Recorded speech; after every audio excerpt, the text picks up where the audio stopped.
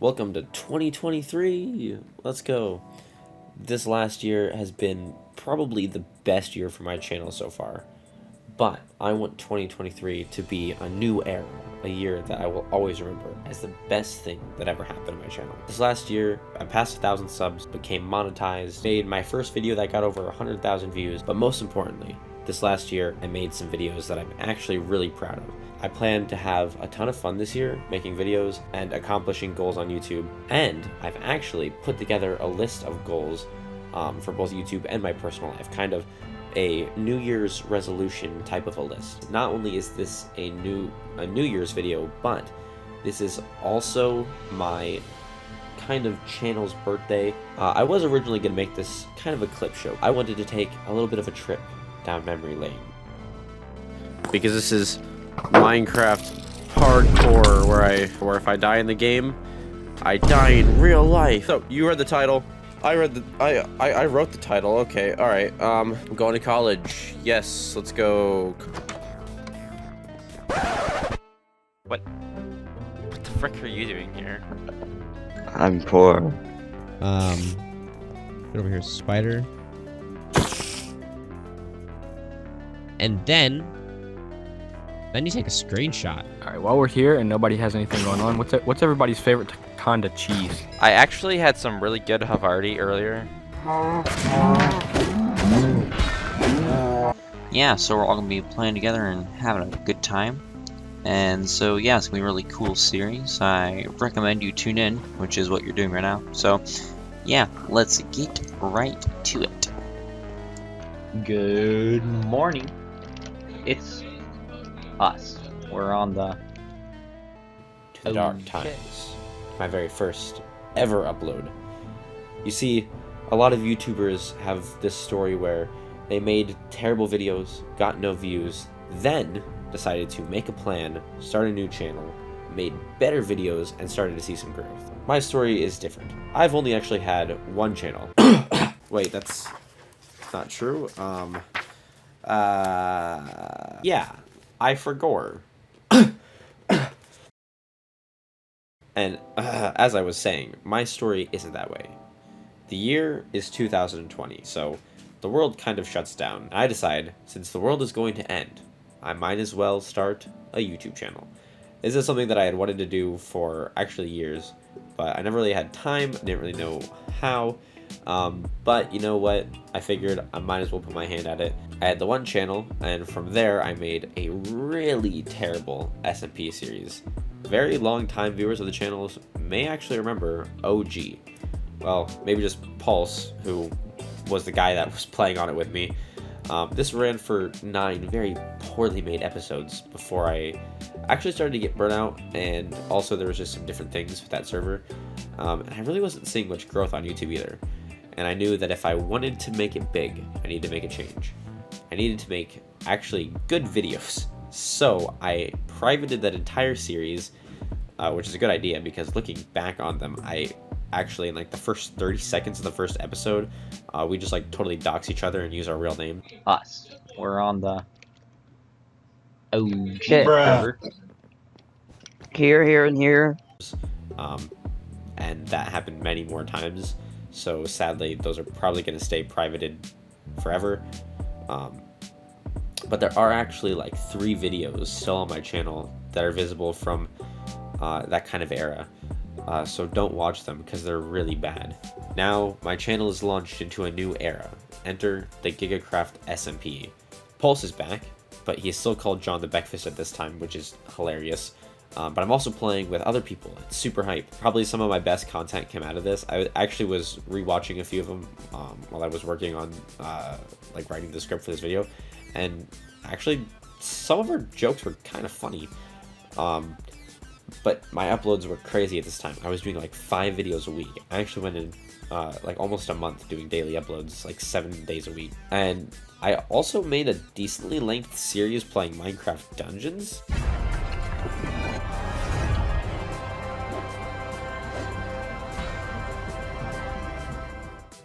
Looking back, I'm not actually sure if that hurt my channel or not. The hype of that game wore off really fast, and too fast for me to get any views from being like trending or anything. I also tried making some like minigame PvP videos, and I don't know how I feel about that style of content.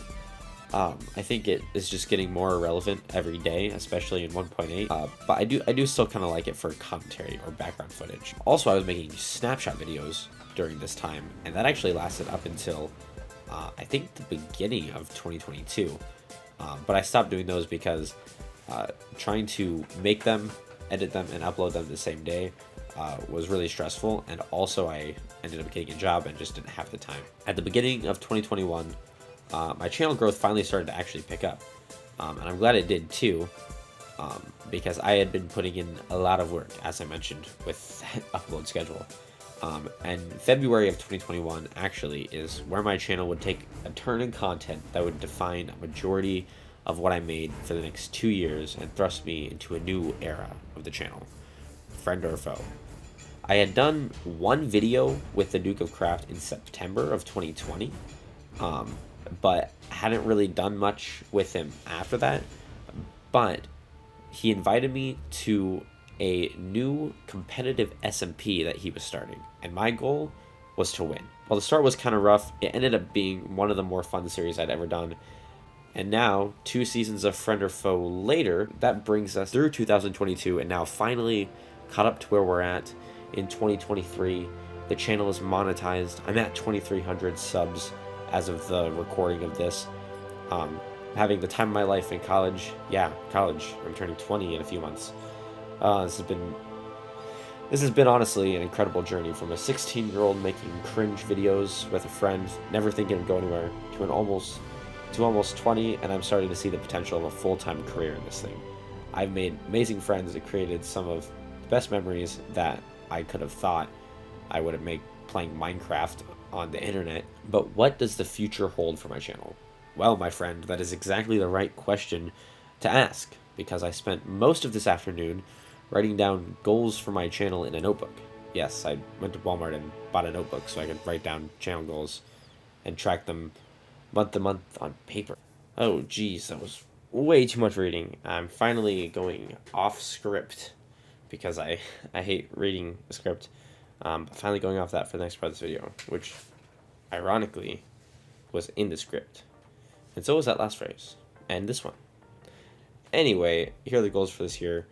All these are totally realistic, but aren't going to just be dropped in my lap either. These aren't going to be easy, but they're something that I can do if I really try and put in the work. Alright, so here we go. This is going to be... I have actually a lot of stuff written here in this notebook. You guys can't see. You can hear it though. It's actual paper. Let's go. Gamers know what paper is. We do. Grass, on the other hand, couldn't say I've ever touched it in my life. Anyway, so I have a bunch of things written here, but I'm just going to tell you 2 different sections. The yearly goals and the overall goals. I have like monthly, weekly, daily stuff.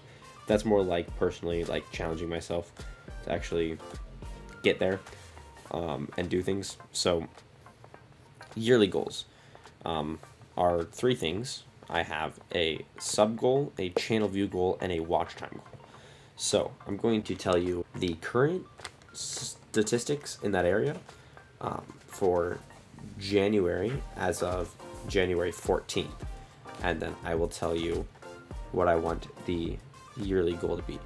So yearly goal for subscribers, I currently have 2,315, and my goal is going to be 10,000 by the end of the year, which I think is more than reasonable. That's probably going to be the easiest one on this list. These actually are going to go easiest to hardest.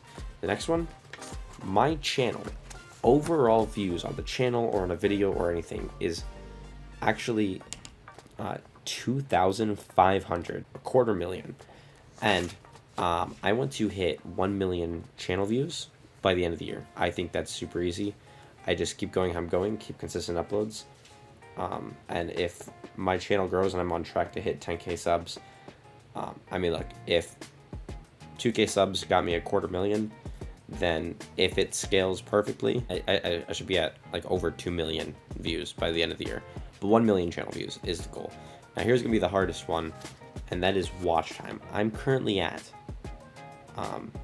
20,150.9 hours of public watch time. And I want to hit 100,000 hours of watch time, which is a lot. That's the most daunting one.